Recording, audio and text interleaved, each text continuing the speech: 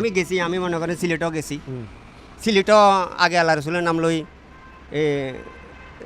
একদিন এক রাত লাগছে আমার ওখানে। আপনি ঘর ছাড়ছেন কত বছর আগে? হয়তো হইতেছে আজকে ঘর ছাড়ছি দে, মনে করেন আমার এলাকায়ও ঘর ছাড়ছি দে, মনে করেন এই আজকে 10-12 বছর, আমি আরও বেশি গো। আপনি কি পাওয়ার নেশায়, কিসের নেশায়, কিসের আশায় আপনি ঘর বাড়ি সব ছাড়ে দিলেন আমি বলেন? আল্লাহর আশায়, আল্লাহ আমাকে যেভাবে দিছে আমি এখানে এটা দেয় নাই, আমার আল্লাহ আমাকে দিছে সৌদি আরবে দিছে, বাহরাইনে দিছে, এবং এই সৌদি আরব গেছি আমি, বাহরাইন গেছি, এখানেও দিছে, তো ওই দামামে গেছি, এখানেও দিছে। অনেকে তো কয় আপনি নামাজ পড়লে আল্লাহ পাওয়া যায়, আপনি ঘর ছাড়ছেন কিনলে? না, নামাজ পাইলে আল্লাহ পাওয়া যায়, ঠিক আছে, তবে আল্লাহর অলির কোনো ফাতেন, আল্লাহ যে আধ্যাত্মিক কতগুলো হিসাব কিতাব, এগুলো তো মানুষ চোখে দেখতেছে না।